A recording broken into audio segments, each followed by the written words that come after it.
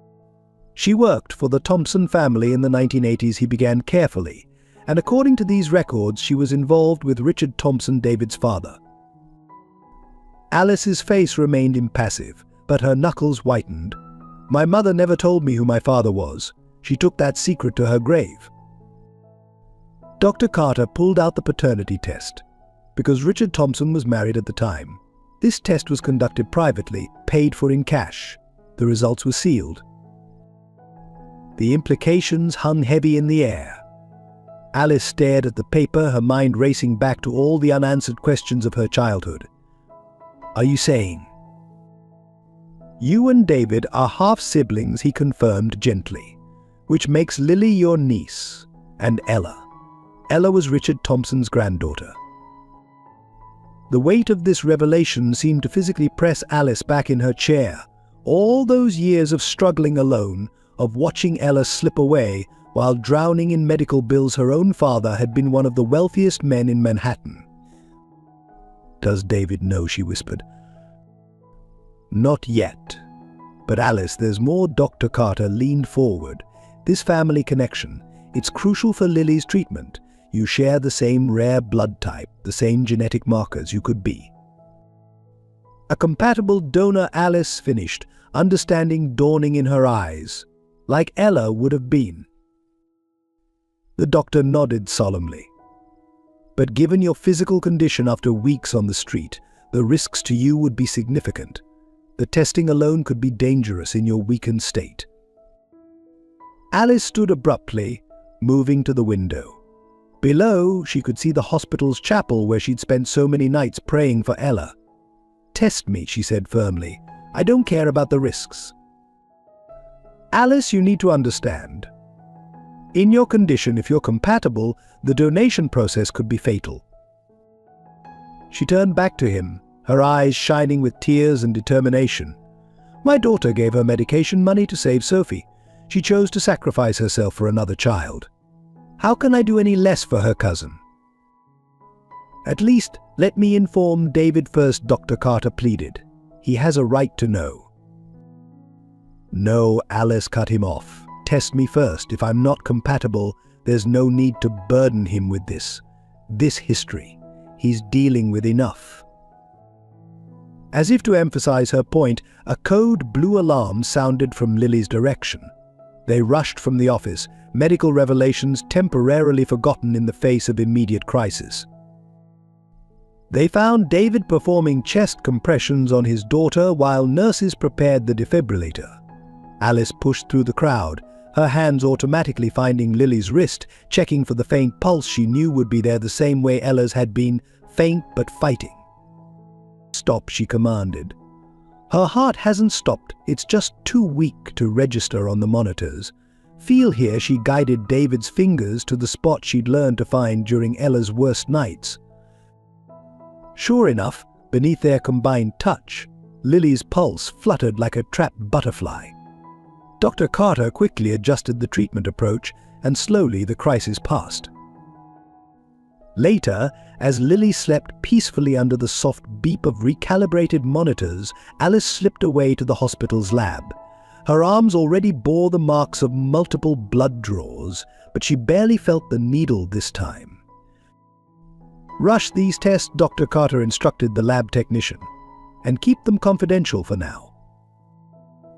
As dawn broke over Manhattan, Alice stood in the chapel once more. Is this why you led me there that night? Ella, she whispered to the stained glass window. Did you know your cousin needed me? The morning sun broke through the colored glass, casting rainbow patterns across her face, the same patterns Ella had drawn in her final artwork. Above the altar, the window depicted a scene of sacrifice and redemption, its ancient story about to play out again in modern form. The hospital's private waiting room crackled with unspoken tension. David Thompson paced the expensive carpet, his Italian shoes wearing an invisible path between the window and the door. Every few minutes, his eyes would drift to Alice, who sat quietly in the corner, studying Ella's diary. I don't understand why she's still here, he muttered to Mrs. Harrison, who'd arrived with fresh clothes for Lily. We've got the best medical team money can buy. We don't need some homeless woman's advice. Mrs. Harrison's lips tightened disapprovingly. "That homeless woman predicted Lily's crisis before any of your expensive machines did," she replied softly. "And if you'd look closer, Mr. Thompson, you might see something familiar in her face." Before David could respond, Sophie Watson's mother entered the room. Her eyes widened at the sight of Alice, then filled with tears. "Mrs. Johnson," she breathed, "I never got to thank you, to tell you what Ella did." "Please don't," Alice interrupted, her voice strained. "Not now." The interaction caught David's attention. What did her daughter do? Mrs. Watson looked uncertainly between them. "You don't know? Ella was the one who—" "I said not now," Alice's sharp tone echoed through the room. She stood abruptly, swaying slightly from exhaustion. "Excuse me, I need some air." As she hurried out, her worn bag fell, spilling its contents. David automatically moved to help, freezing when he saw what had fallen out: a crumpled letter addressed to Evelyn Clark in his father's distinctive handwriting. "Where did you get this?" he demanded, snatching up the letter. Alice stared at the paper in his hands, her face pale. "It was my mother's. I found it after she died." "Your mother?" David's voice rose. "What connection could your mother possibly have to my father?" The tension in the room reached breaking point. Nurses passing by slowed their pace, sensing the brewing storm. Mrs. Harrison stepped forward protectively, but Alice held up a hand to stop her. "Ask your housekeeper," Alice said quietly. "She was there. She knew my mother when she worked at your mansion." David turned to Mrs. Harrison, who suddenly looked every one of her 70 years. "Is this true?" "Mr. Thompson," the old housekeeper began carefully, "your father, he wasn't always the man you knew, and Evelyn, she was young, beautiful, talented." Stop! David's command cut through the air like a knife. "I don't want to hear this. Whatever game you're playing," he turned to Alice, "whatever angle you're working, stay away from my daughter." "David," Dr. Carter's voice came from the doorway. He held a file in his hands, his expression grave. "We need to talk, privately." But Alice moved faster, snatching the file from the doctor's hands. Her eyes scanned the results, tears beginning to fall. "I knew it," she whispered. "I'm compatible, just like Ella would have been." "Compatible?" David looked between them, confusion turning to understanding. "No, absolutely not. We are not accepting donations from a stranger off the street." "She's not a stranger," Dr. Carter said firmly. "And these results, they confirm something else too." Alice handed the file back to the doctor, her decision already made. "Tell him," she said quietly. "Tell him everything." As Dr. Carter explained the genetic connection, the color drained from David's face. He sank into a chair, the letter from his father still clutched in his hand. "Half-sisters," he muttered, "all this time. And my father never said a word." "Would it have mattered?" Alice's voice was bitter. "Would you have helped us when Ella was dying? When I was selling everything I owned for just one more treatment?" The accusation hung heavy in the air. Down the hall, they could hear Lily's monitors beeping steadily, a reminder of the immediate crisis facing them. Mrs. Harrison broke the tension by placing a hand on David's shoulder. "I watched your father regret his silence every day," she said softly. "In the end, it was his biggest shame. Don't make the same mistake." David stood slowly, his world tilted on its axis. The woman before him was no longer a desperate stranger, but a sister robbed of her birthright, a mother who'd lost her child to the same disease now threatening his daughter. "The donation," he began hesitantly. "Dr. Carter says your health is too compromised. The risk is mine to take," Alice finished firmly. "Ella taught me that sometimes love means sacrifice." She gave her chance to Sophie. "Let me give mine to Lily." The room fell silent except for the distant sound of a piano from the children's ward, someone playing Claire de Lune, the notes drifting like memories through the hospital corridors. In that moment, looking at the determination in his newfound sister's eyes, David Thompson finally understood what his father's last words had meant: take care of Lily. Don't make the same mistakes I did. The mistakes of the past were offering them a chance at redemption, written in blood and sacrifice. The only question was whether they were brave enough to take it. The hospital chapel was empty save for a solitary candle burning at the altar when Alice slipped inside. In her hands she held two photographs, one of Ella at her last piano recital, the other a worn portrait of Evelyn Clark standing in the Thompson mansion's garden. "You knew, didn't you, Mum?" she whispered to the photograph. "You knew Ella's illness came from her grandfather. That's why you looked so afraid when she first got sick." The chapel door creaked open. David stood there, looking uncertain, clutching their father's letter. "Mrs. Harrison told me I'd find you here," he said quietly. She said, "Ella used to play the chapel's piano for other patients." Alice nodded, not trusting her voice. The small piano still stood in the corner, sheet music for Claire de Lune eternally open on its stand. "Why didn't you ever come to us?" David asked, sitting beside her. "Even after Mother died when Father was alone, you must have known who he was." "My mother made me promise," Alice replied, her voice hollow. She said revealing the truth would only cause pain. Besides, she added bitterly, "What would your father have done? Acknowledged his illegitimate daughter, given her dying granddaughter the treatment she needed?" David flinched at the raw pain in her voice. He changed at the end. He kept talking about regrets, about second chances. "Now I understand why." Before Alice could respond, Dr. Carter entered the chapel. His face was grave as he laid out the latest test results on the altar steps. "Lily's condition is deteriorating faster than we anticipated," he explained. "The donation needs to happen within 48 hours if it's going to work at all." "But Alice," he turned to her, "in your current state, the procedure would be extremely dangerous.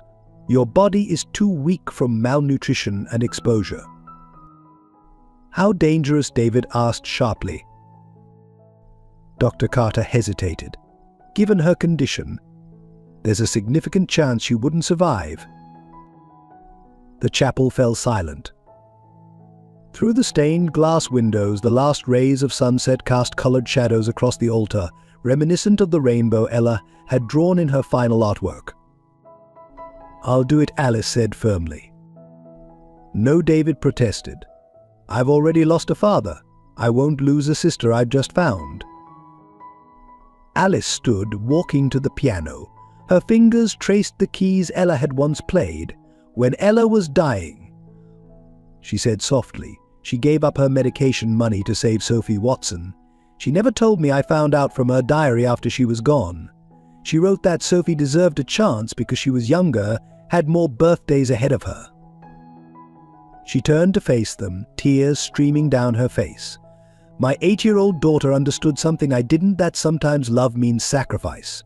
She chose to give another child a chance at life. How can I do any less for her cousin?" David moved to protest again, but Alice held up her hand.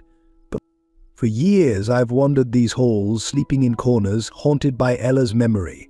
I thought I was being punished for not saving her. But maybe she led me to your door that night for this reason. Maybe this is how I finally honor her sacrifice." Dr. Carter cleared his throat. "If we're going to do this, we need to start preparing now. Alice will need at least 24 hours of intensive care before she's strong enough for the procedure." "Use whatever resources you need," David said, his voice breaking. "Money is no object." Alice laughed bitterly. If only that had been true 6 months ago. The moment hung between them, heavy with the weight of past injustices and present choices. Finally, David spoke, his voice thick with emotion. "I can't change what our father did," he said. "I can't bring back Ella or make right all the wrongs. But I can promise you this: whatever happens, you're family now. You'll never be alone again." Alice nodded, unable to speak. Through the chapel windows, she could see snow beginning to fall, just like the night Ella had passed away, just like the night she'd found her way to the Thompson mansion. "Dr. Carter," she said finally, "I need paper and a pen. There are things I need to write down, in case." "You'll tell Lily yourself," David interrupted fiercely. But Alice was already writing, her hands steady despite her exhaustion. At the top of the page she wrote, "Dear Lily, let me tell you about your cousin Ella, who loved music and rainbows, and knew more about love than most grown-ups ever learn." The decision made, they left the chapel one by one, Dr. Carter to prepare his team, David to be with Lily, and Alice to face whatever fate awaited her. The single candle continued to burn at the altar, its flame reflecting off the piano's polished surface where, years ago, a little girl had played her heart out for other sick children, unknowingly setting in motion a chain of events that would lead to this moment of sacrifice and redemption. The intensive care unit was eerily quiet at midnight as Dr. Carter began Alice's preparation regime. Through the glass partition, David watched as nurses attached monitors and started IVs, each beep and drip marking time until the procedure that would either save his daughter or claim his sister's life. Her body's severely malnourished, a nurse reported, hanging another bag of fluids. 6 months on the streets has taken its toll. Alice lay still, her eyes fixed on Ella's photograph propped against the monitor. The same monitor that had counted down her daughter's final hours now tracked her own vital signs. A cruel symmetry not lost on anyone present. "You should rest," Dr. Carter urged, adjusting her medication. "You'll need your strength." But Alice couldn't sleep. Each time she closed her eyes, she saw Ella's face the night she discovered her daughter's secret sacrifice. The memory was vivid, finding the hidden envelope of cash meant for her medication, empty except for a note in childish handwriting for Sophie's treatment. "Don't be mad, Mummy. She needs it more." In the next room, Lily slept fitfully, her small hand clutching the rainbow drawing Ella had made during her last hospital stay. David divided his time between both rooms, the weight of impending loss heavy on his shoulders. "Tell me about Ella," he said softly, sitting beside Alice's bed. "Tell me about my niece." Alice's eyes filled with tears. She was so much like Lily. The same love for music, the same gentle spirit. Even when she was sickest, she'd insist on playing for the other children in the ward. Said it helped them forget they were in hospital. She reached for her worn bag, pulling out a small diary bound in faded blue cloth. This was hers. She wrote in it every day, even at the end. Would you like to read it?" David's hands trembled as he accepted the diary. Opening it randomly, he read, "Dear Diary, today I heard Sophie crying because her mom couldn't afford more treatment.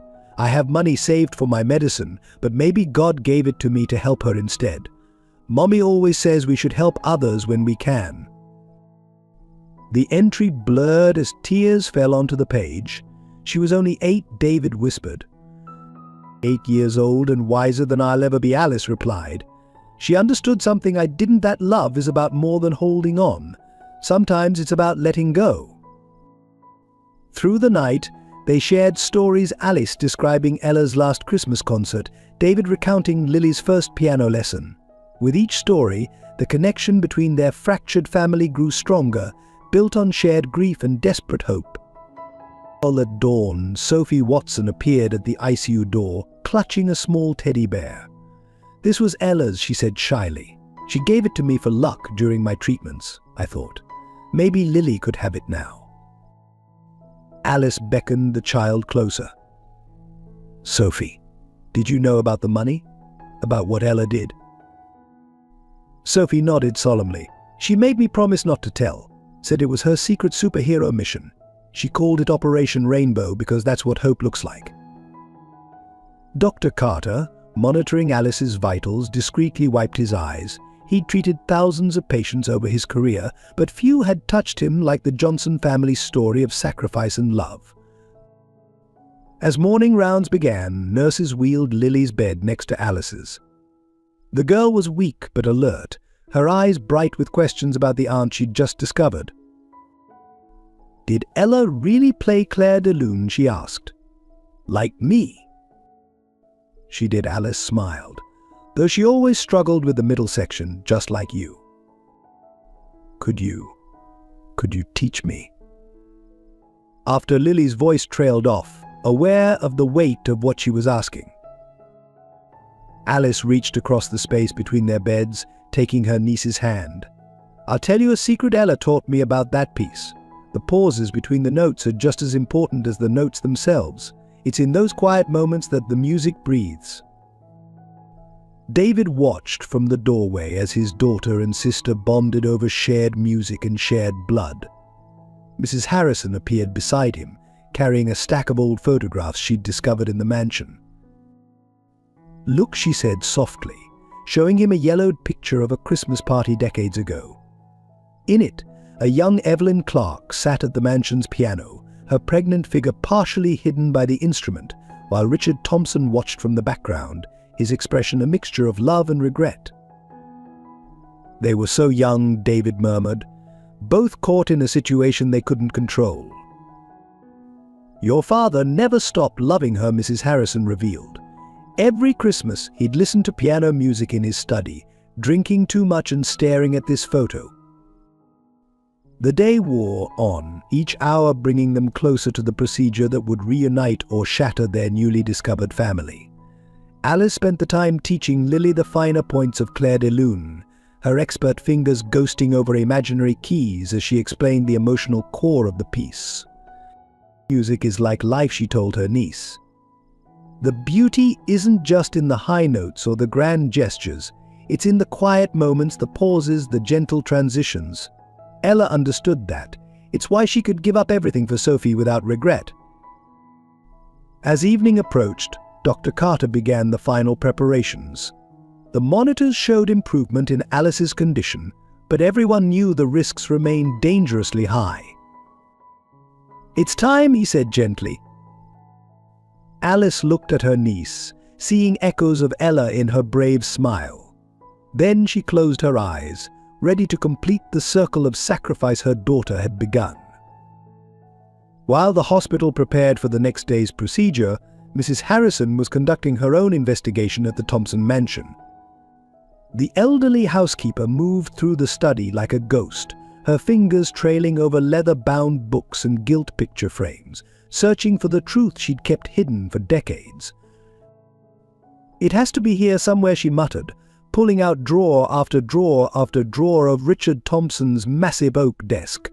Finally, in a false bottom she'd discovered years ago while cleaning, she found it a small wooden box filled with letters, photographs, and a worn leather diary.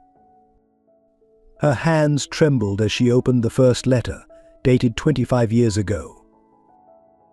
"Dearest Richard, I'm leaving the mansion tonight. I can't bear to watch you with her anymore. Knowing our child grows beneath my heart. Don't try to find us. Your wife, your real family, they deserve better than this scandal. Forever yours, Evelyn." Back at the hospital, David sat beside Alice's bed, staring at the old photograph of their father. "I never understood why he spent so much time in that study," he said softly. Every Christmas, every birthday, he'd lock himself away, playing classical piano music for hours. "My mother played piano," Alice replied, her voice distant with memory. "She taught at a small studio until she got too sick. Always said music was the purest form of love because it could express what words couldn't."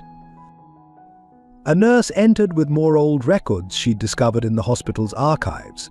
Among them was a yellowed newspaper clipping "Local piano teacher dies in tragic accident." The article featured a photo of Evelyn Clark at her studio, a young Alice sitting beside her at the piano. "Wait," David said, studying the photo. "That piano, it's the same one that's in our mansion now, the one Lily practices on." Alice's fingers clutched her blanket. Mother always said it was a gift from someone who believed in her talent. She never explained where it came from. Mrs. Harrison arrived then, the wooden box clutched to her chest. "I found something you both need to see," she announced, her voice quavering with emotion. From the box, she pulled out a series of photographs of Evelyn at the mansion's piano, her beauty evident even in faded prints.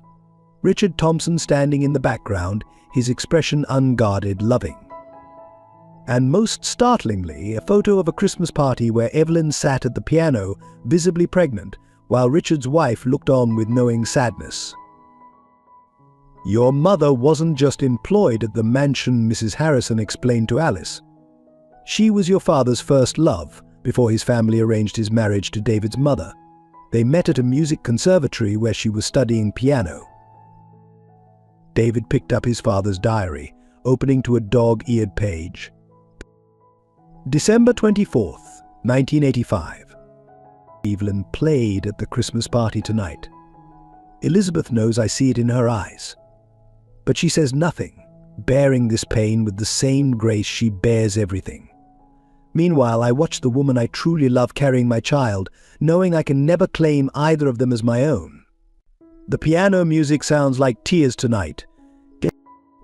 Alice's hands shook as she reached for another photograph.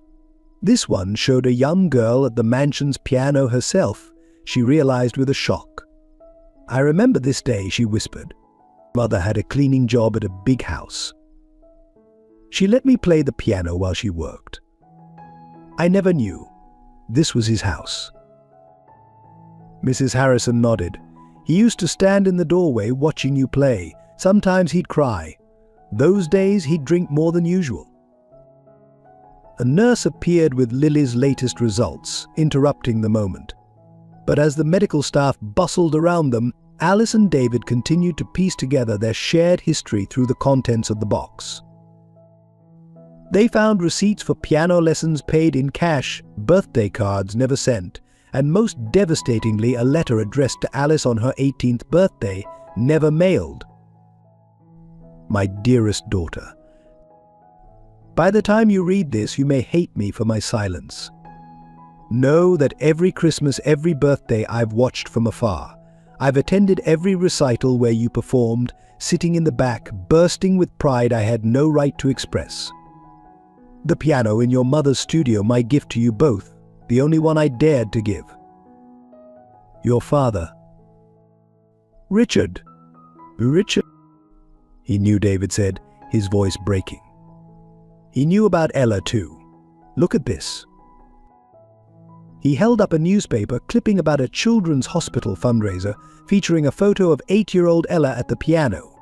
The article was circled, and in Richard's handwriting, "My granddaughter. She plays like Evelyn." Through the window, they could see snow beginning to fall, just like the night Ella died, just like the night Alice found her way to the Thompson mansion. The piano in Lily's room stood silent, its keys waiting for hands that might never play them again. "All these years," Alice murmured, "we were connected by music. The same piano, the same songs, the same blood running through our veins." Dr. Carter appeared in the doorway. "It's time for your final preparation, Alice. The procedure is scheduled for dawn." As the medical team began their work, David gathered the photographs and letters, this precious history of love and loss. In the next room, Lily slept peacefully, unaware of the family drama unfolding around her. Mrs. Harrison took one last item from the box, a recorded CD labeled Evelyn's Last Recital. She placed it in the hospital room's small player, and the sounds of Claire de Lune filled the air, played with all the love and longing of a woman who had sacrificed everything for her child. Mother and daughter, separated by time but united in sacrifice. History was about to repeat itself, but this time, perhaps, with a different ending. The night before the procedure, Lily insisted on being wheeled into Alice's room. Despite the late hour and her weakened condition, the young girl was determined to share one last moment with her newfound aunt. "Can you tell me more about Ella?" Lily asked, her small hand finding Alice's. "What was my cousin like?" Alice smiled through her tears. "So much like you. She had the same way of tilting her head when she concentrated at the piano. The same little furrow between her eyebrows when she struggled with a difficult passage. Did she get frustrated with Claire de Lune too? Lily's voice was soft with fatigue. Oh yes, Alice laughed softly, but she had a secret way of practicing. She'd tell stories about each part of the music. The beginning was a moonlit garden, she said. The middle section was raindrops dancing on roses. David stood in the doorway, watching his daughter and sister bond over shared memories and music.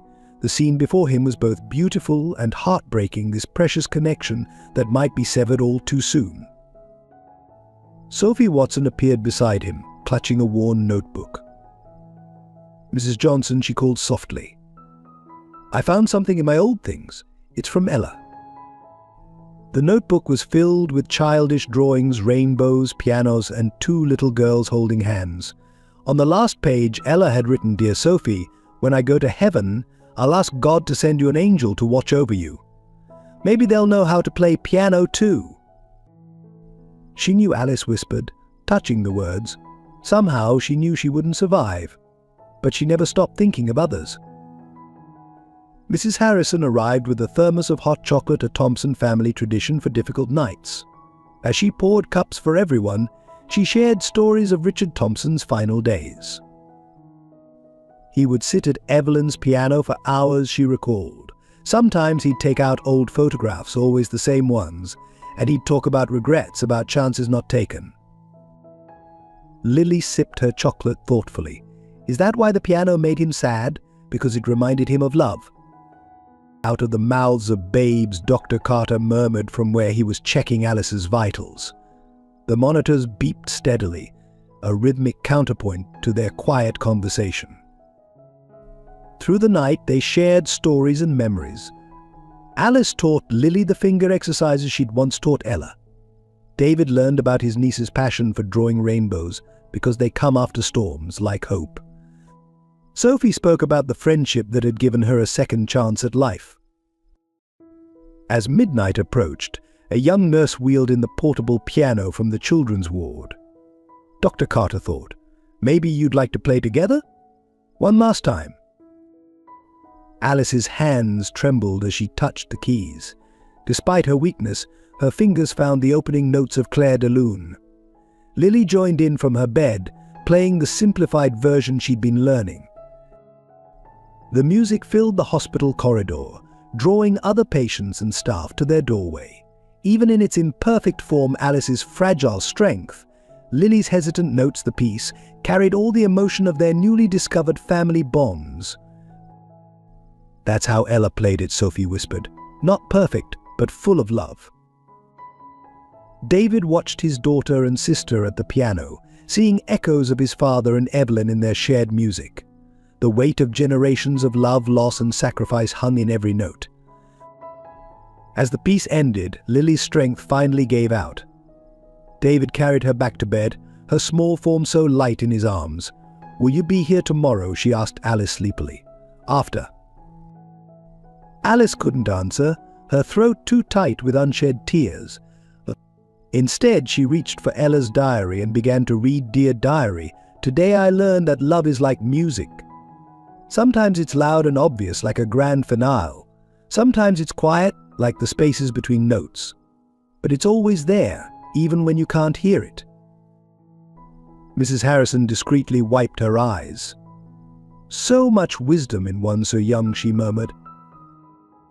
As the night deepened, hospital staff came and went, preparing both patients for the morning's procedure. Through it all, the family remained together, bound by newly discovered blood and shared music. Dr. Carter made his final rounds near dawn. "Try to rest," he urged Alice. "You'll need all your strength tomorrow." But Alice was writing, her pen moving steadily across paper. Letters, she explained to David's questioning look, for Lily. About Ella, about music, about love. "In case." "You'll tell her yourself," David interrupted fiercely, but his voice broke on the last word. The sky was beginning to lighten when Alice finally finished writing. As the letters were sealed, she looked at her brother. "Promise me something," she said quietly. "No matter what happens tomorrow, make sure Lily knows she was loved. By all of us. Just like Ella knew."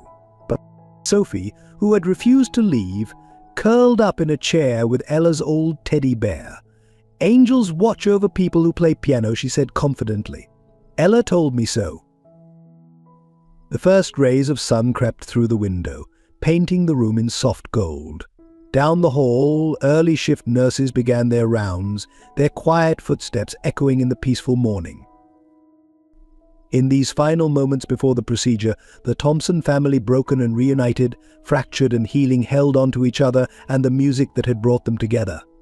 Whatever the day would bring, they faced it as one, their bonds strengthened by shared loss and newfound love. The portable piano stood silent now, waiting. Like the family gathered around it, it held both memory and hope in its strings, the echoes of past music and the promise of future songs, if fate would be kind enough to grant them.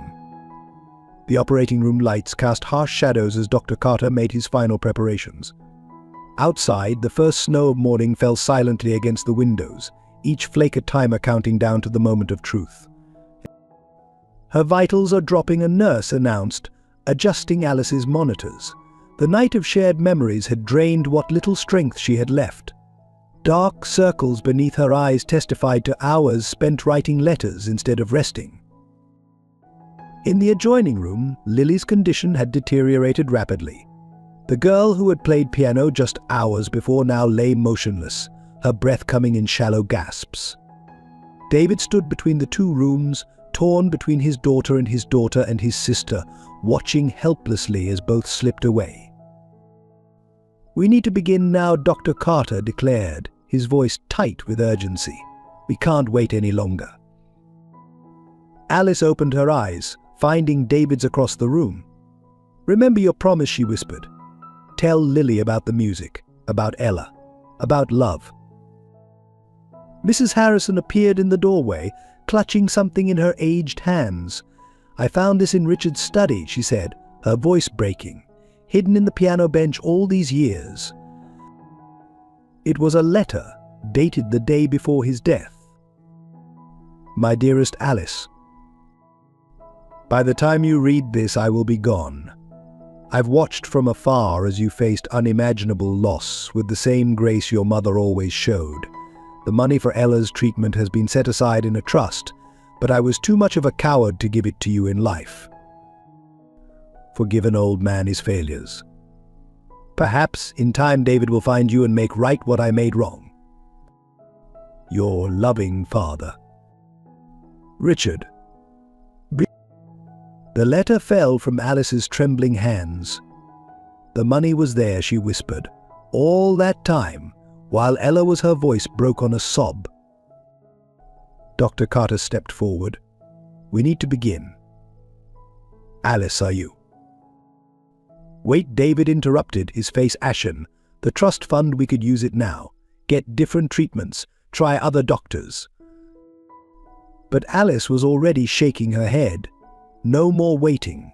No more children sacrificed to family secrets. Her eyes found the window, where the snow continued to fall. "Ella chose love over life. How can I do less?" The medical team moved with practiced efficiency, preparing both rooms for the procedure. The monitors beeped in synchronization, mother and daughter's hearts beating in matched rhythm one final time. Sophie appeared at the observation window, pressing her small hand against the glass. "Angels watch over people who play piano," she whispered, echoing Ella's words. As the anesthesia began to take effect, Alice's last conscious thought was of Musique Claire de Lune, played by two little girls who never met but were connected by blood and sacrifice and love. The procedure began at 7:43 a.m., just as the morning sun broke through the snow clouds. Dr. Carter worked with focused precision, acutely aware that two lives hung in the balance. In the waiting room, David paced restlessly while Mrs. Harrison fingered her rosary beads. The old housekeeper's lips moved in silent prayer, asking forgiveness for the secrets she'd kept, begging mercy for the family she'd served through generations of love and loss. The first crisis came at 8:17 a.m. Alice's blood pressure plummeted, her weakened body struggling to cope with the strain. Alarms blared as the medical team rushed to stabilize her. "We need to stop," one of the younger doctors urged. "She won't survive if we continue."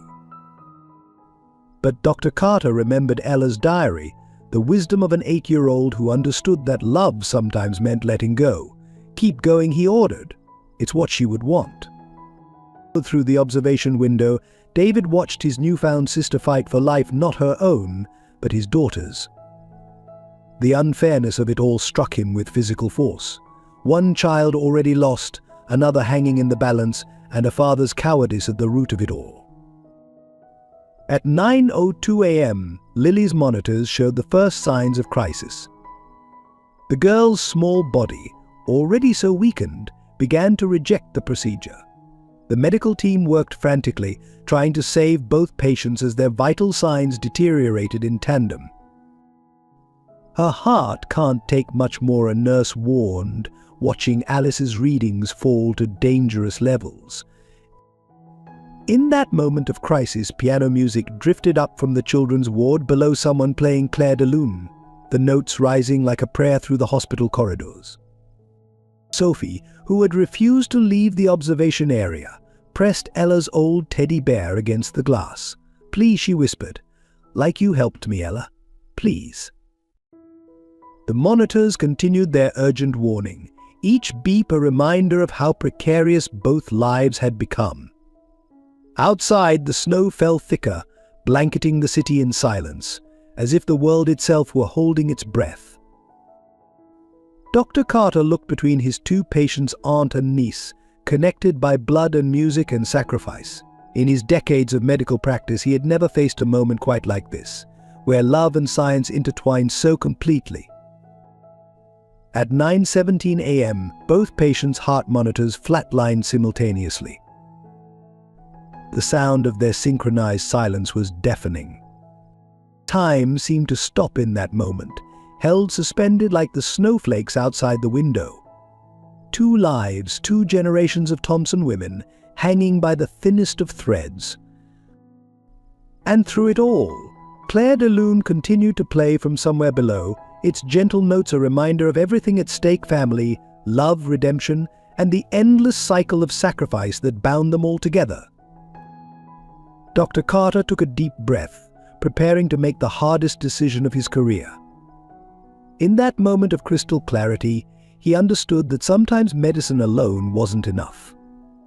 Sometimes it took something more, something like the love that had driven an 8-year-old girl to give up her chance at life, or the love that now powered her mother's sacrifice.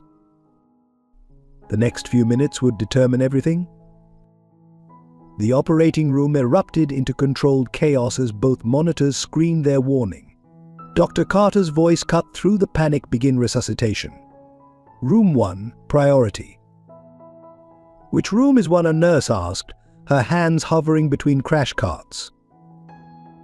"The child," Alice whispered from her semi-conscious state. "Save Lily first." David pressed against the observation window, his breath fogging the glass. Below him, his daughter's small body arched as doctors began chest compressions. In the adjacent room, Alice lay still, her monitors continuing their ominous tone. "She's crashing," someone called from Alice's room. "We're losing her." Through the haze of fading consciousness, Alice heard Ella's voice. "Remember what I wrote, Mummy? Sometimes love means letting go." She smiled faintly, understanding at last her daughter's final lesson. Clear, the sound of defibrillators charging filled both rooms. Dr. Carter stood between them, forced to choose where to direct his efforts. His eyes met David's through the window, seeking permission, forgiveness, understanding. Mrs. Harrison clutched Richard's letter to her chest, her aged voice rising in prayer. "Lord, don't let his sins claim another generation. Please, not again." In Lily's room, the medical team worked frantically. Each compression on her tiny chest seemed to echo through the hospital corridors, keeping time with the piano music that still drifted up from below. Sophie pressed closer to the glass, her small fingers leaving prints on its surface. "Ella," she whispered, "you said angels watch over people who play piano. Please watch over them both." Alice's consciousness flickered like a candle in wind. Images flashed before her: Ella at the piano, laughing despite her illness. Sophie recovering against all odds thanks to her daughter's secret sacrifice. Lily, just hours ago, playing Clair de Lune with trembling fingers. Time of a doctor began in Alice's room.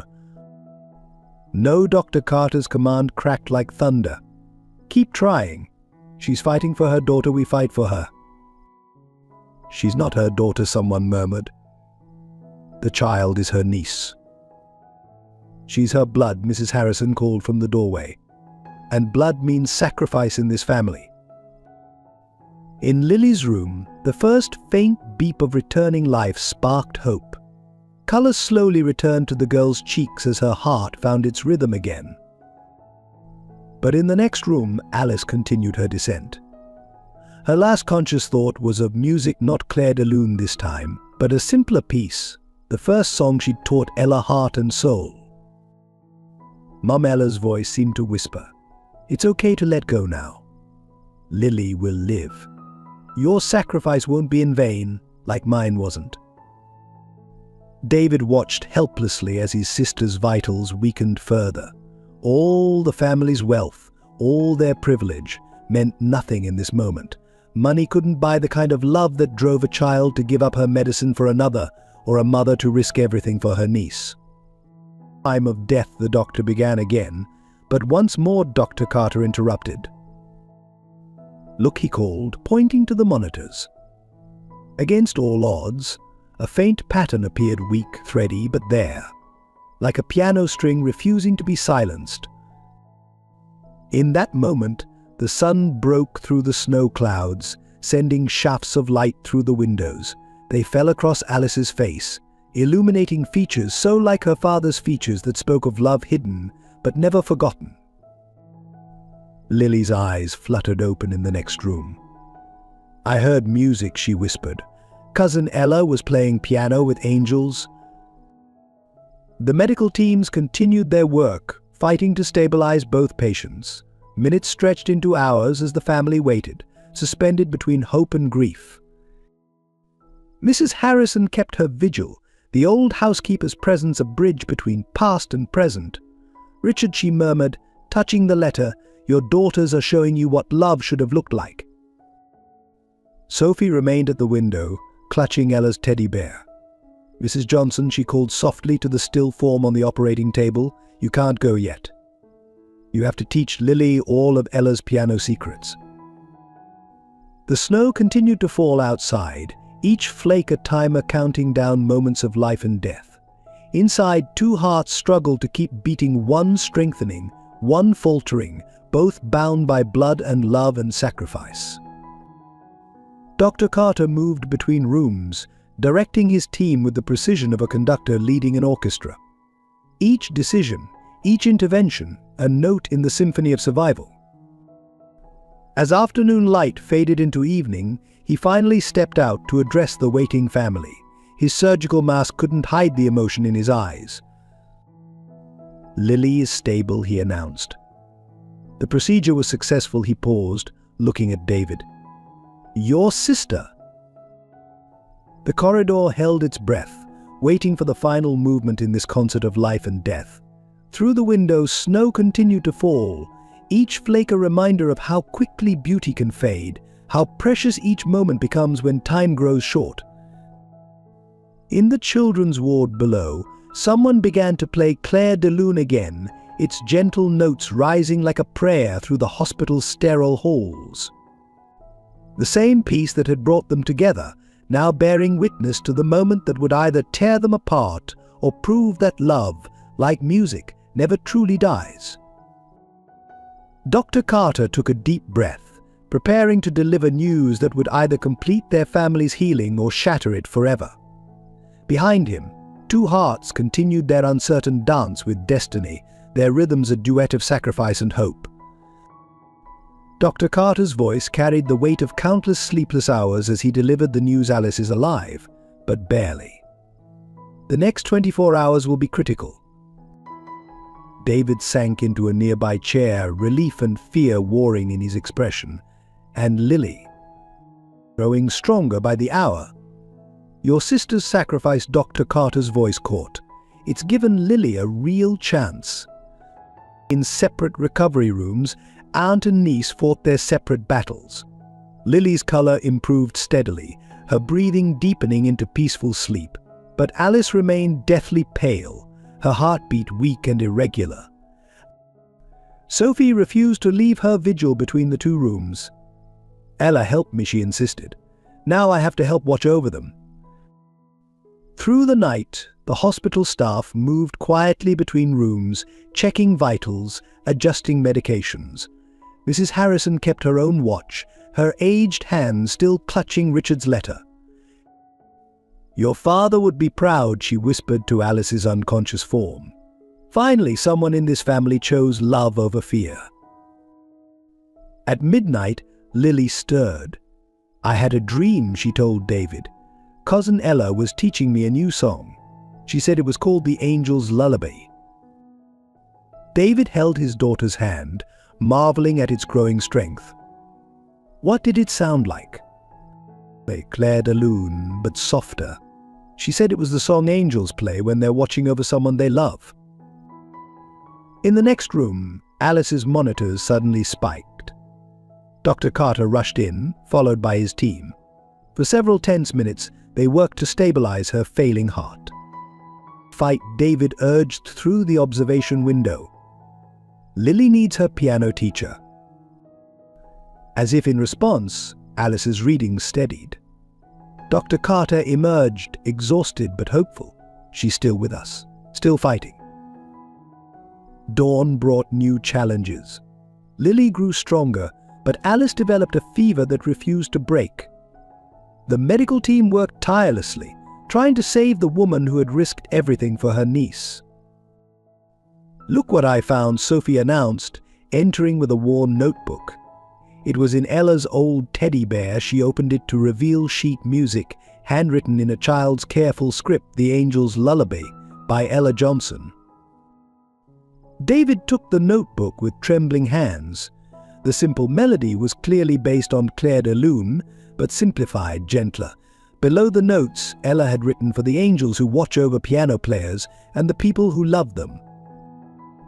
Mrs. Harrison arranged for the children's ward piano to be wheeled between the recovery rooms. Music helped heal this family once, she said. Perhaps it can again.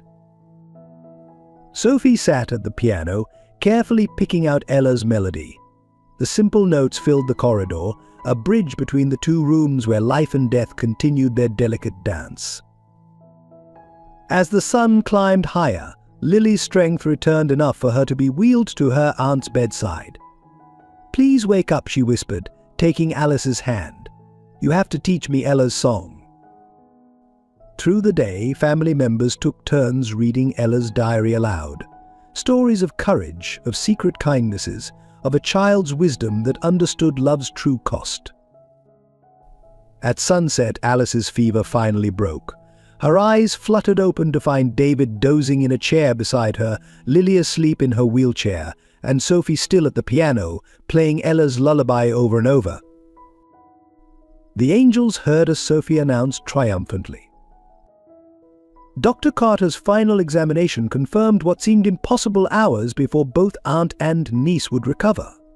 The sacrifice had not claimed another Thompson life. How he wondered aloud, reviewing the medical charts. By all rights, we should have lost her. Mrs. Harrison smiled knowingly. Some things are stronger than death, Doctor. Love, music, the bond between mothers and daughters. As night fell again, Lily insisted on playing for her aunt. Her fingers, growing stronger by the hour, found the keys of Ella's lullaby. Alice listened with tears streaming down her face, hearing her daughter's love in every note. She knew, Alice whispered. Somehow Ella knew she needed to leave this song behind. For us, for this moment. David watched his sister and daughter at the piano, seeing echoes of his father and Evelyn, of Ella and Sophie, of all the love that had been lost and found in their family story. No more secrets, he promised, no more sacrifices. But Alice shook her head weakly. There will always be sacrifices, David. That's what love is. What matters is choosing to make them, not being forced by fear or pride. Outside, the snow had stopped. Stars emerged in the clearing sky, their light reaching down to touch the hospital windows. Inside, two hearts beat stronger with each passing hour, their rhythms syncing like notes in a duet. Sophie finally fell asleep at the piano, her small fingers still resting on the keys of Ella's lullaby. Mrs. Harrison covered her with a blanket, just as she had done for another young pianist so many years ago. "Your father searched his whole life for redemption," she told David softly. "He never realized it would come through the daughters he couldn't claim." In the quiet night, healing continued its slow work. 2 rooms, 2 patients, 1 family finally made whole through sacrifice and love and music. The last notes of Ella's lullaby seemed to linger in the air, a reminder that some melodies never truly end, they just wait for new voices to carry them forward, generation after generation, in an endless song of love and redemption. Dear friends, watching this story unfold has touched my heart, and I hope it's touched yours too. If you'd like to join us in sharing more powerful stories of love and sacrifice, please consider subscribing to our channel. Your support helps us continue bringing these meaningful stories to life. A week after the procedure, the hospital corridor outside room 408 had transformed into an impromptu music room. The portable piano from the children's ward remained stationed between Alice and Lily's rooms, its keys worn smooth by constant use. Alice, still weak but recovering, watched as Lily practiced Ella's lullaby. The girl's strength grew daily, her fingers growing more confident with each passing hour. Though Alice could barely sit up, she would call out gentle corrections, remember to breathe between phrases, just like Ella used to. David divided his time between both rooms, watching the miracle of healing unfold. The dark circles under his eyes spoke of sleepless nights, but his face carried a new peace, the look of a man who had found something he didn't know he'd lost. "She's playing better than ever," he remarked one evening, listening to Lily work through Claire de Lune. "She has a better teacher now," Sophie piped up from her usual spot by the piano. 2 teachers, really, Mrs. Johnson and Angel Ella. The mention of her daughter still brought tears to Alice's eyes, but they were different now, less bitter, more grateful. She'd found Ella's last diary entry the night before, tucked into the sheet music of the Angel's lullaby. "Dear diary. Mum always says music is like love, it doesn't die, it just changes form. Maybe that's why I'm not scared anymore. I know my love will keep playing even when I can't. P.S. Please let Mum find someone else to teach. Her music is too beautiful to stay silent." Mrs. Harrison visited daily, bringing home-cooked meals and more family photographs discovered in the mansion study. Each image revealed another piece of their shared history: Evelyn at the piano, young Alice watching from the doorway, Richard standing in the shadows with longing in his eyes. "Your father kept every program from every recital," she told Alice, showing her a box of carefully preserved papers. "He was there for all of them, sitting in the back row where you couldn't see him." The hospital staff had grown used to the unusual arrangement.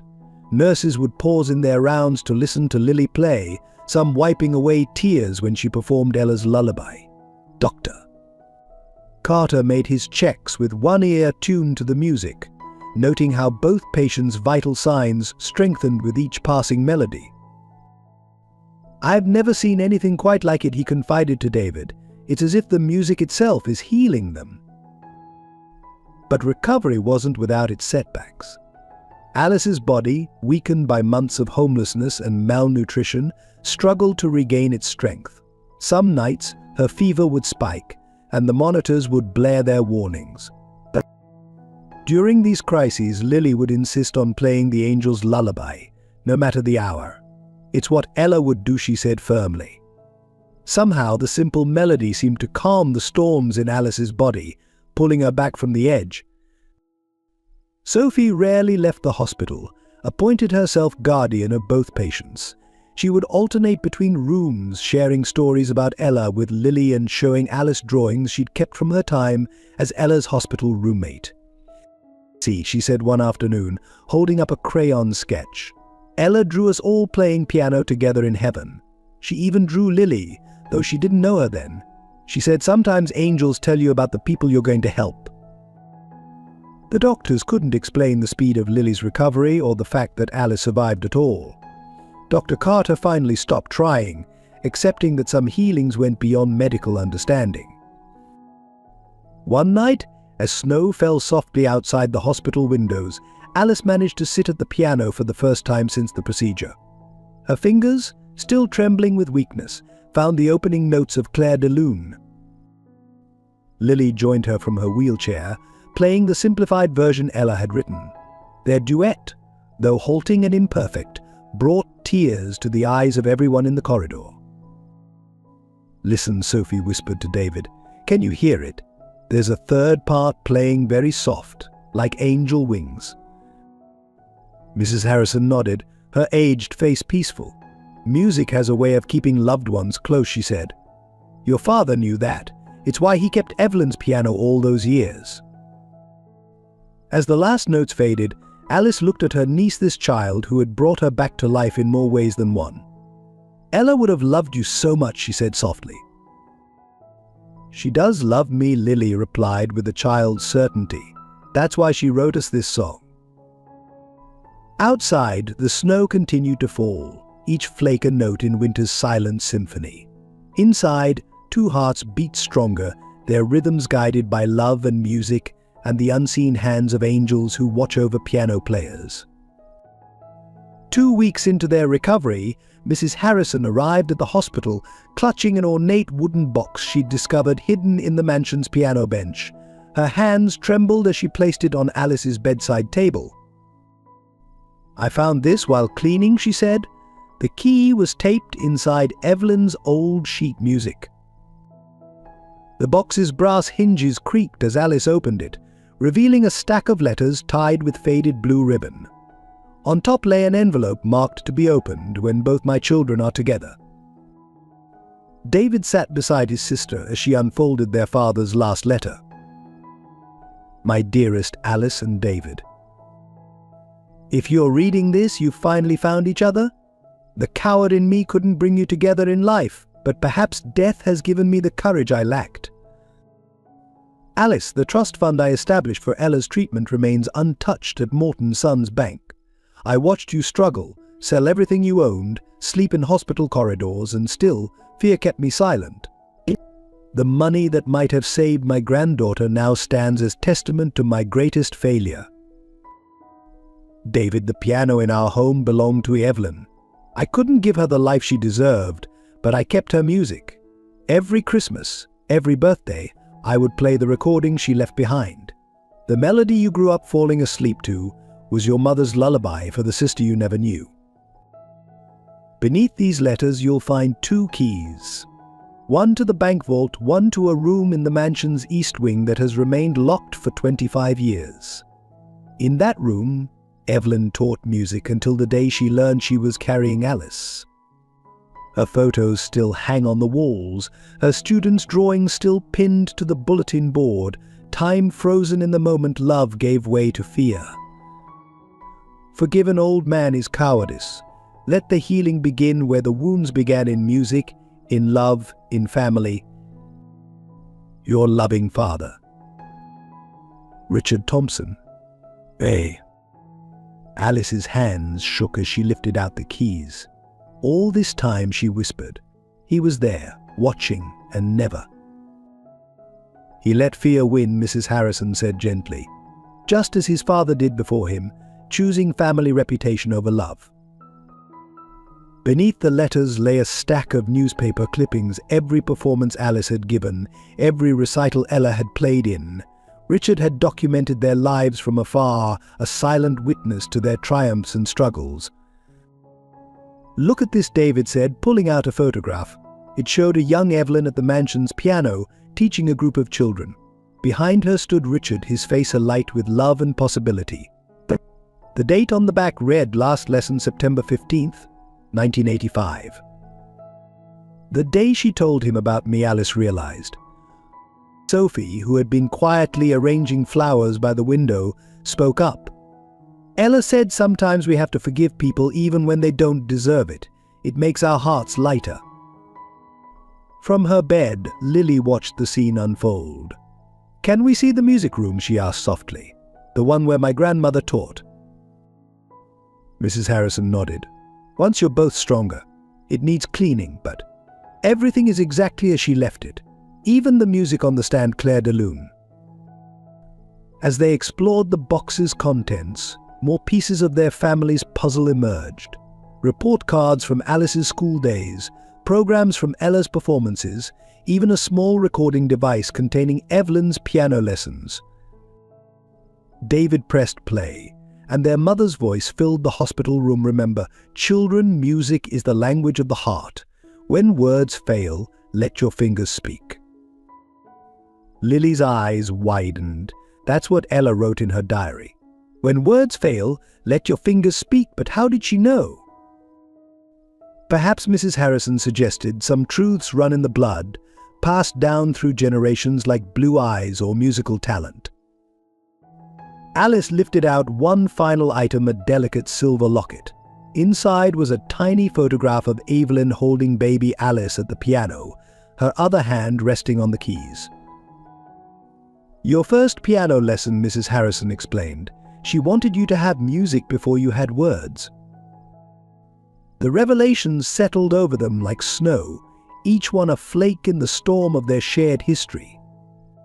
David thought of all the times he'd played on Evelyn's piano, never knowing he was touching the keys his sister had learned on, never realizing the music in his blood came from both sides of a love story that fear had interrupted but never erased.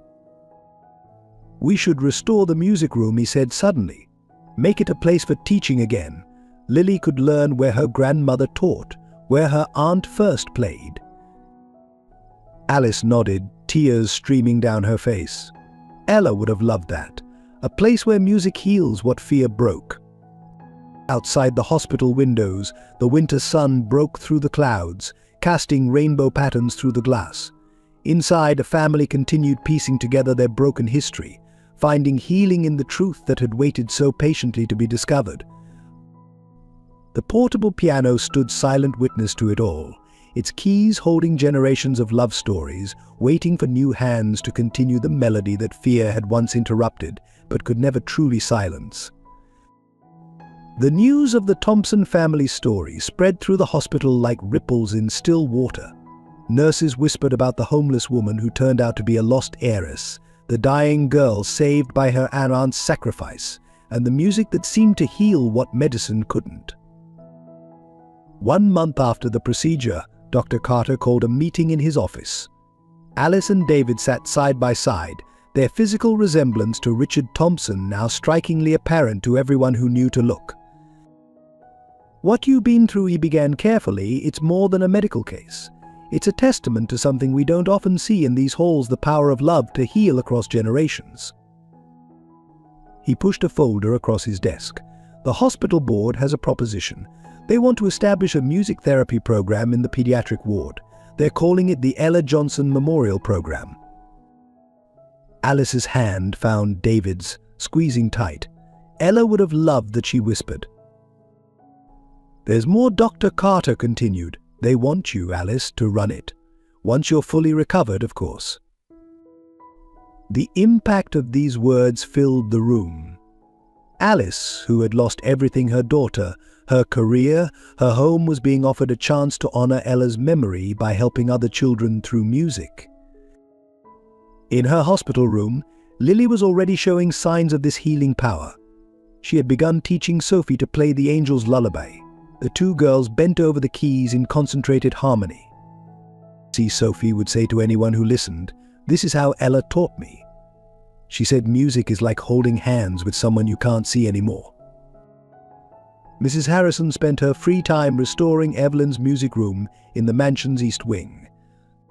As layers of dust were cleared away, the room's story emerged: children's drawings, yellowed with age, sheet music annotated in Evelyn's elegant hand, and photographs of long-ago students at the piano that now waited for Lily's touch. One evening, as sunset painted the hospital walls in shades of gold, Alice managed to walk the short distance to Lily's room unassisted. She found her niece attempting a particularly difficult passage of Clair de Lune. "You're rushing the middle section," she said softly, sitting beside her on the piano bench. "Remember what Ella wrote in her diary. The spaces between the notes are where the angels catch their breath." Lily leaned against her aunt's shoulder. "Do you think she knows about all of this?" "I think she orchestrated it," Alice replied, her fingers finding the opening notes of their song. "That night in the snow when I was ready to give up. I heard piano music. I thought I was hallucinating, but now I wonder if she was leading me home." The impact of the Thompson story reached beyond the hospital walls. Local newspapers ran articles about the power of family bonds, the healing nature of music, and the little girl whose sacrifice had set in motion a chain of events that would help countless other children. David found himself changing too. The driven businessman who measured life in profit margins now spent hours in the pediatric ward, listening to children learn to play on the donated pianos that lined the halls. "We're thinking of expanding the program," he told Alice one evening, "opening music therapy centers in other hospitals. Ella's legacy could help children across the country." Even Sophie's mother, who had carried such guilt over Ella's secret sacrifice, found peace. "Your daughter gave Sophie more than life," she told Alice. "She taught her that love is stronger than fear." The emotional impact was perhaps most visible in the hospital staff. Nurses would pause in their rounds when Lily played the Angel's Lullaby, remembering the night two hearts stopped and started again in rhythm with its gentle melody. Dr. Carter kept Ella's diary in his office, often reading from it to medical students. Sometimes he would tell them, "Healing comes not from what we do, but from what we dare to love." As winter began to soften into spring, the Thompson family story continued to touch lives in unexpected ways. Children in the cancer ward asked to learn the Angel's Lullaby. Parents found comfort in the idea that love could echo through generations, healing old wounds and creating new harmonies. In the mansion's restored music room, Lily's growing strength was marked by daily practice sessions. Alice would sit in Evelyn's old teaching chair, watching her niece's fingers dance across the keys that had once taught both her and her mother. "Music is thicker than blood," Mrs. Harrison observed one day, dusting the photograph of young Evelyn at the piano. "It carries the stories we're too afraid to tell, the love we're too scared to show." The impact of truth, love, and sacrifice continued to resonate through the hospital corridors, the mansion's halls, and the hearts of all who heard the Thompson family's story. Like a perfect cadence at the end of a complex piece, everything had found its resolution in the space between fear and love, between loss and redemption, between the notes of a lullaby written by a child who understood more about love than most adults ever learn. Spring had fully arrived when the Thompson family gathered in the mansion's newly restored music room. The afternoon sun streamed through freshly cleaned windows, illuminating the piano where 3 generations of women had found and lost their dreams. Mrs. Harrison entered carrying a final box discovered during the renovation. Unlike the others, this one bore a single word in Richard Thompson's handwriting: truth. It was hidden behind the piano's back panel, she explained. All these years, right there in the music. Inside lay a bundle of documents that would shatter their understanding of the past. The first was a marriage certificate, dated 3 months before Richard's arranged marriage to David's mother. It bore 2 names, Richard Thompson and Evelyn Clark. They were married, David's voice cracked. Legally. Alice picked up a yellowed letter, her hands trembling. "My dearest Richard, your father's threats leave me no choice. If I don't disappear, he'll ensure the Thompson Foundation pulls funding from every children's hospital in the city. How many lives would that cost? Like you taught me at the piano, sometimes we must sacrifice one note to save the symphony. All my love. Evelyn." Mrs. Harrison wiped tears from her aged face. "Your grandfather was a cruel man, Mr. David. He saw Evelyn as a threat to the family's social standing. A music teacher wasn't worthy of the Thompson name. More documents emerged: annulment papers filed the day before Richard's society wedding, hospital records showing Evelyn's pregnancy, and a trust document establishing Alice as a legal heir, all signed and notarized in secret. He chose his father's approval over love, Alice whispered. Just like I chose Ella's life over everything else. Lily, who had been quietly playing the angel's lullaby, stopped abruptly.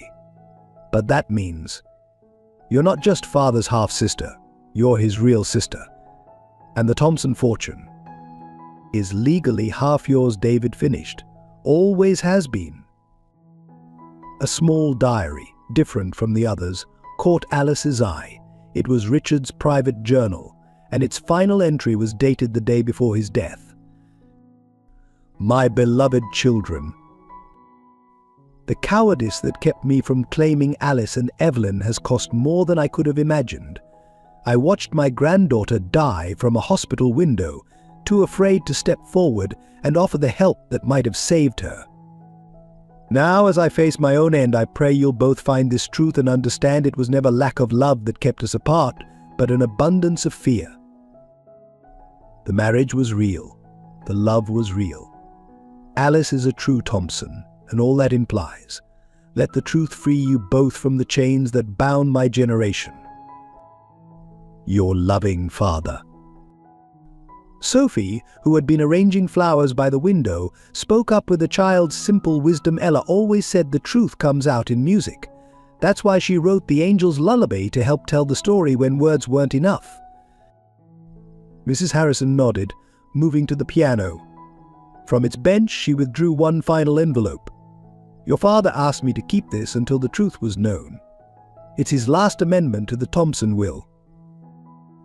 Inside was a single page that changed everything. Richard had secretly maintained Alice's legal right to half the Thompson fortune, accumulating her share in a separate account for 25 years.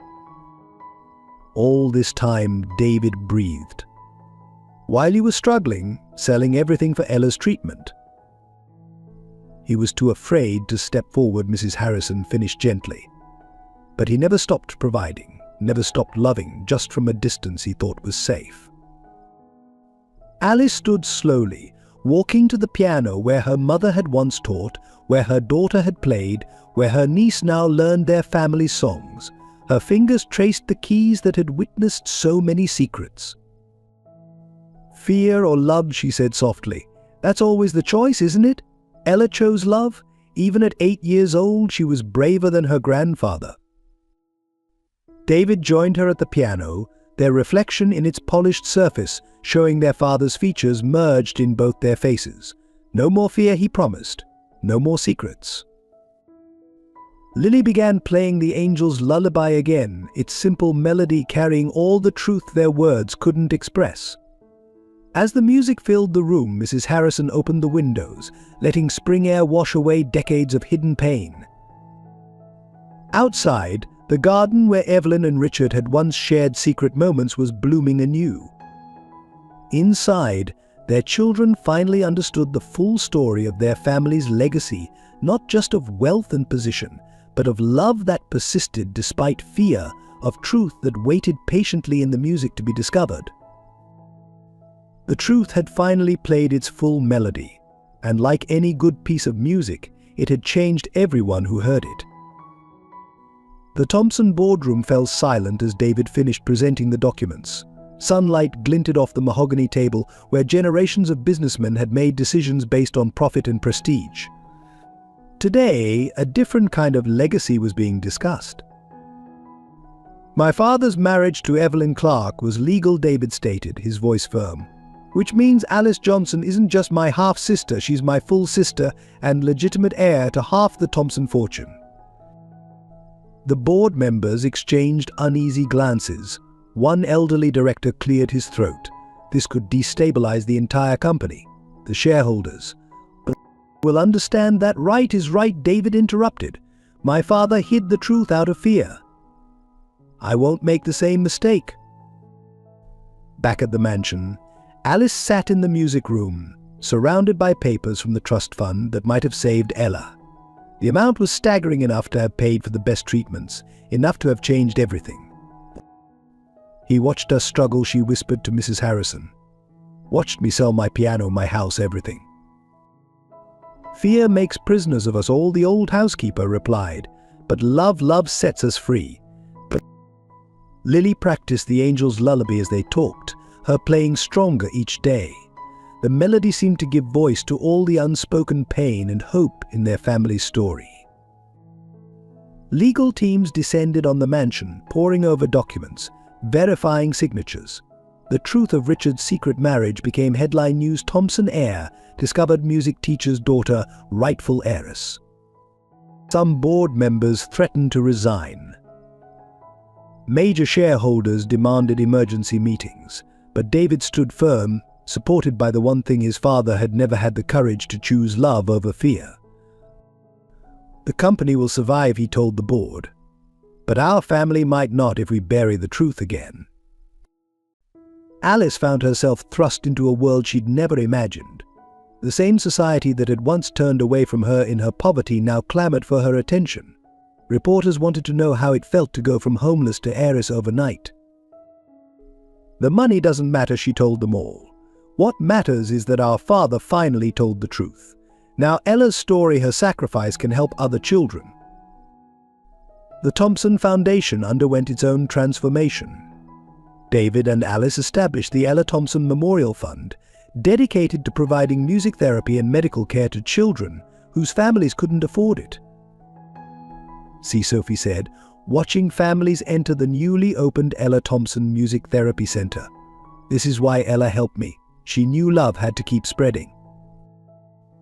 Mrs. Harrison spent hours organizing Richard's papers, creating an archive of their family's journey from fear to truth.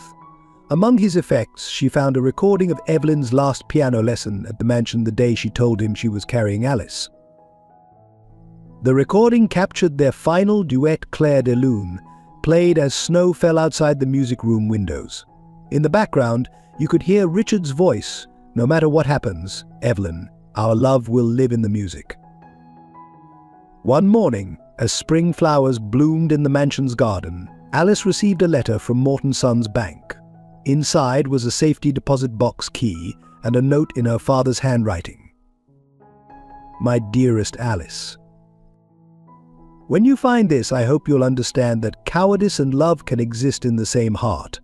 In this box is everything I should have given you: documents proving your legitimacy, letters from your mother, and something else, the original score of Clair de Lune that Evelyn used to teach from. On its pages she wrote out her dreams for you, dreams I was too weak to help fulfill. Let them guide you now.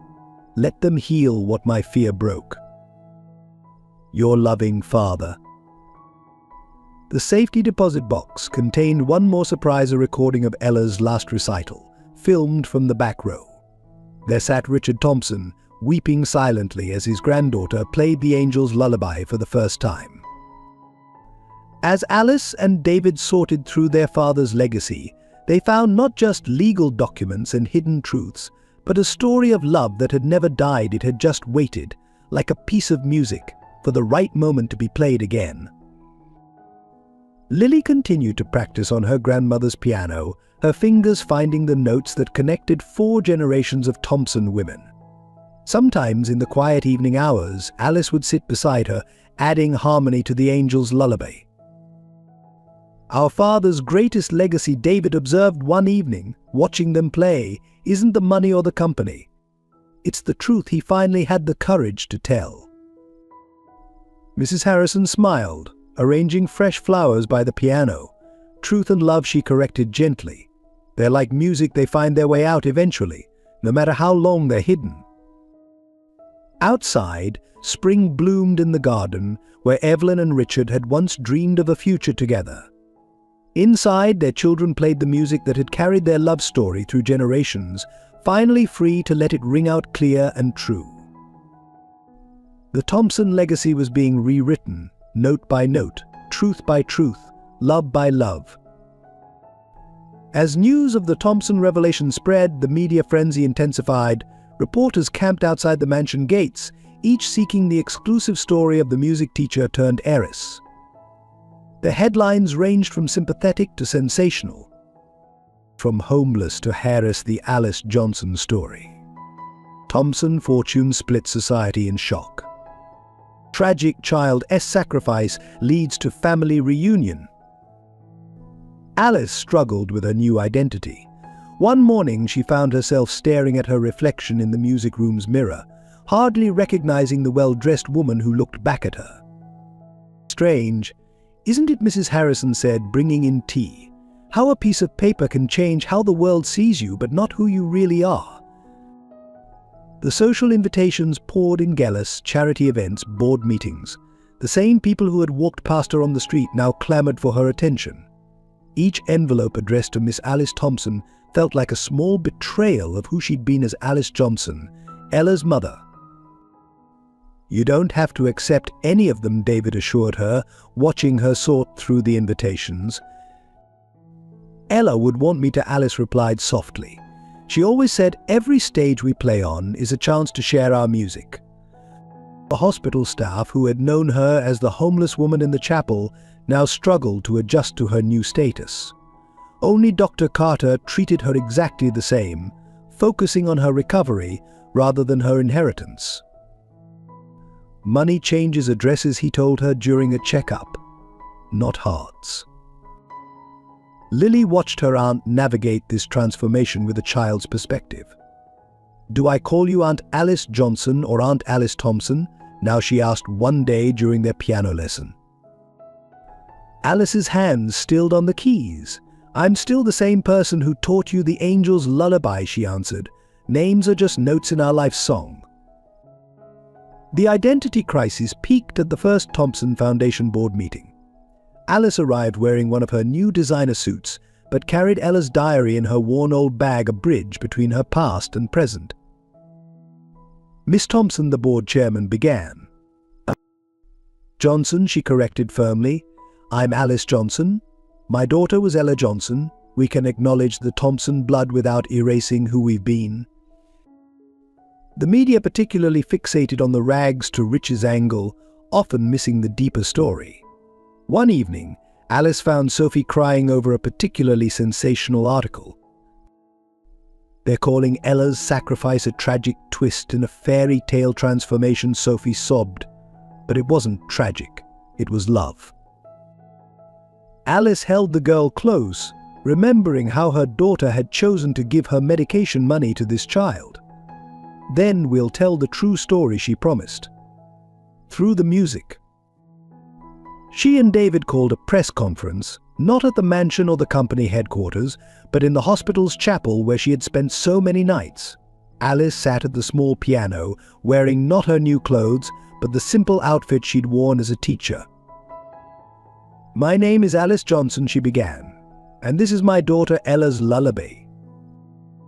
As the melody filled the chapel, she told their story not of lost fortunes and secret marriages, but of a child's wisdom and sacrifice, of music that healed, of love that transformed.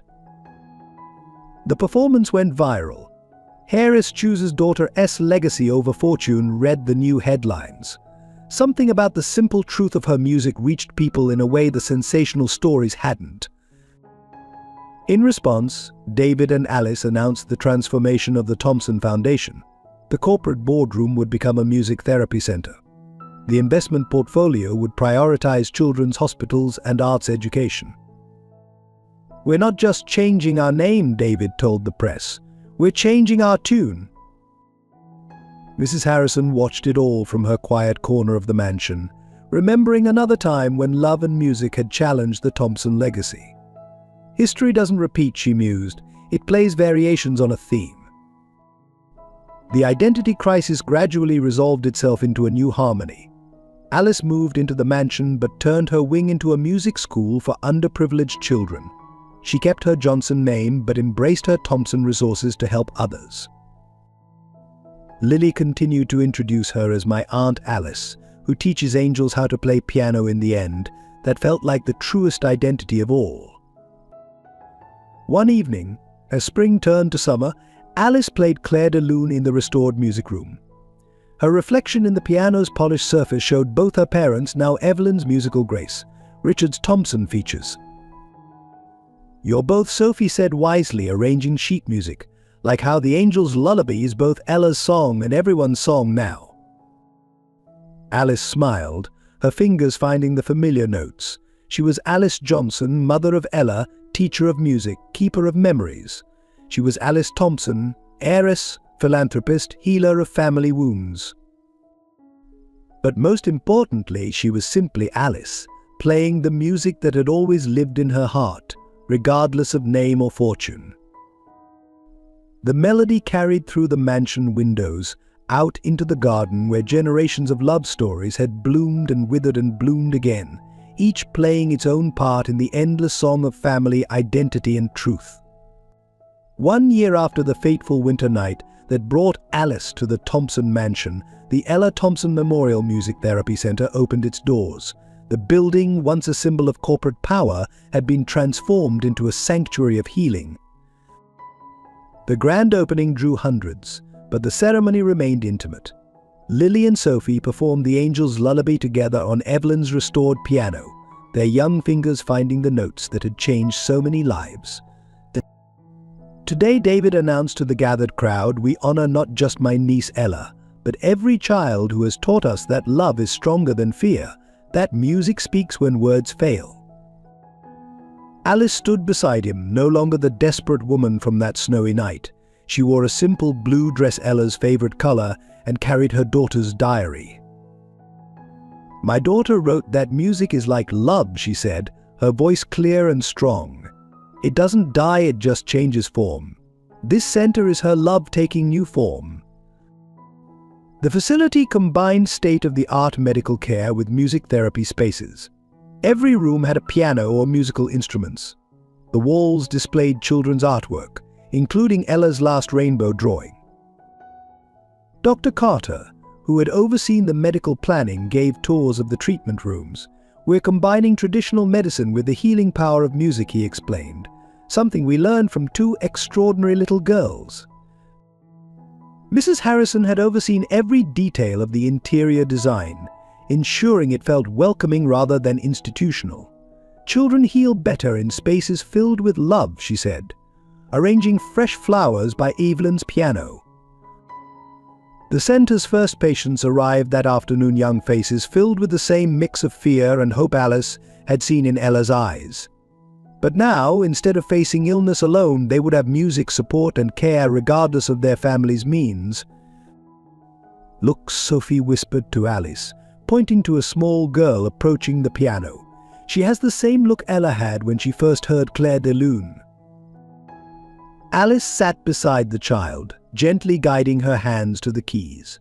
"Would you like to learn a special song?" she asked. It was written by an angel who loved music. As the Angel's Lullaby filled the room once again, David watched his sister teaching, seeing echoes of their father's love story finally finding its resolution. The music that had once been silenced by fear now played freely, healing old wounds and creating new hope. Lily joined them at the piano, adding harmony to the simple melody. 3 generations of loss and love, fear and courage, sacrifice and redemption, all contained in a song written by a child who understood more about love than most adults ever learn. Outside, spring flowers bloomed in the therapy center's garden, where paths wound between benches placed for patients and families. Inside, music and medicine worked together to heal bodies and spirits, just as Ella had once dreamed. The Thompson legacy had finally found its true voice, not in wealth or social status, but in the simple, profound power of love expressed through music. The Ella Thompson Memorial Music Therapy Center quickly became known simply as the Angel's House among its young patients. Within 6 months of opening, its success stories began spreading throughout the medical community. On a bright autumn morning, Alice stood in her office, now filled with photographs chronicling the center's journey. The largest showed Ella at her last recital, her small hands poised over the keys, her smile radiant despite her illness. Miss Alice, a nurse, appeared at the door. "There's someone here you should meet." In the main music room sat a familiar figure, Sophie's mother, accompanied by a young girl clutching sheet music. "This is Emma," she said softly. "She's been asking to learn the angel's lullaby." Alice knelt before the child, recognizing in her the same fear she'd once seen in Ella's eyes. "Would you like to hear the story of how this song was born?" she asked. As she shared Ella's tale, other children gathered around the piano. It had become a daily ritual, young patients finding strength in the story of a little girl who chose love over life, whose sacrifice had created a place of healing. David, visiting during his lunch break, paused in the doorway to watch his sister teach. The corporate world he'd once been consumed by seemed distant now, less real than the simple magic of music bringing color back to pale cheeks. "Father would be proud," Mrs. Harrison said, joining him. This is what the Thompson name was meant to stand for. The center's reputation grew. Medical journals published studies on its innovative combination of treatment and music therapy. But more importantly, children were healing not just physically, but emotionally, finding their voices through music just as Ella had. Lily, now fully recovered, volunteered every afternoon after school. "Teaching others helps me feel closer to cousin Ella," she explained, helping a young patient find the right keys. Sophie, too, became a regular presence, sharing her first-hand experience of Ella's gift. "She gave me a chance she would tell new patients. Now we give others the same chance." The center's walls filled with artwork, rainbows, musical notes, and angels at pianos. Each piece told a story of healing, of hope, of love that transcended fear and pain. One evening, as sunset painted the music room in golden light, Alice found herself playing Clair de Lune. The melody carried through the halls, drawing patients and staff to listen. Dr. Carter, finishing his rounds, smiled at the familiar scene. "Music does what medicine alone cannot," he observed. "It heals the spirit." Mrs. Harrison arranged fresh flowers by Evelyn's piano, just as she had done decades ago when another generation of Thompsons found healing through music. "Listen," Sophie whispered to a new patient. "If you're very quiet, sometimes you can hear angels singing along." The legacy of a child's sacrifice had transformed into something beautiful, a place where love and music worked together to heal broken bodies and spirits, where fear gave way to hope, and where angels watched over piano players. In the garden outside, autumn leaves danced like musical notes in the breeze, nature's own symphony celebrating the power of love to change endings into new beginnings. On Christmas Eve, 5 years after the night Alice found her way to the Thompson mansion, the center's music room glowed with candlelight. Children, past and present patients, gathered around Evelyn's piano for their annual holiday concert. Lily, now 15, sat at the keys, her fingers strong and sure. Sophie stood beside her, arranging sheet music for the angel's lullaby, which had become their traditional closing piece. "Ready, Alice?" asked the assembled young musicians. Each child held an instrument, from simple tambourines to violins, all prepared to join in the melody that had saved so many. David watched from his usual spot by the door, remembering that desperate winter night when fate had brought his sister home. Mrs. Harrison stood beside him, her aged face peaceful as she watched their family's legacy bloom. "Look," she whispered, pointing to a small girl in the front row. "She has Ella's smile." The child was Emma, their first new patient, now healthy and holding a violin. Like so many others, she had found healing through the combination of medicine and music that Ella's sacrifice had made possible. As the concert began, Alice touched the locket at her neck, the one containing photos of Ella and Evelyn. 3 generations of Thompson women, connected by music and love, watching over this moment. The children played with the unself-conscious joy of the truly healed. Parents who had once worn worry like a second skin now smiled freely, their faces reflecting the candlelight and hope. When the final piece arrived, Lily turned to the audience. "This is the angel's lullaby," she announced. "Written by my cousin Ella, who taught us that love is stronger than fear." The familiar melody filled the room, but this time it was different, richer, fuller, carried on the voices and instruments of dozens of children who had found healing within these walls. Dr. Carter, standing at the back, wiped tears from his eyes. How many lives had been touched because one child chose love? How many families had been saved because another child's sacrifice had shown them the way? As the music swelled, Alice felt a familiar presence, not grief now, but gratitude. Ella's spirit lived in every note, in every child who found strength through music, in every family made whole again. The song ended on a gentle note, like a whispered promise. In the silence that followed, snow began to fall outside the windows, just as it had on the night this journey began. Mummy Emma tugged at her mother's sleeve, pointing to the window. "Look, angels dancing in the snow." Alice smiled, remembering Ella's words in her diary, "Sometimes angels dance to the music we make, even when we can't see them." The children gathered around the piano for hot chocolate and cookies, their chatter mixing with the soft carols playing in the background. Lives once shadowed by fear now shone with hope and possibility. And in the gentle candlelight, as snow fell like musical notes from heaven, the Thompson legacy continued its endless song of love, healing, and the courage to choose hope over fear. For in the end, that's what Ella had taught them all, that love, like music, never truly ends. It just changes form, playing on in the hearts of those who dare to listen. Dear friends, if this story of love, sacrifice, and redemption has touched your heart as deeply as it has touched ours, we invite you to be part of our storytelling family. Please subscribe to our channel to support our team's dedication to bringing you these meaningful stories. Share this video with your loved ones, give us a like, and let us know in the comments how this story made you feel. Together, we can continue sharing stories that remind us of the power of love and human connection.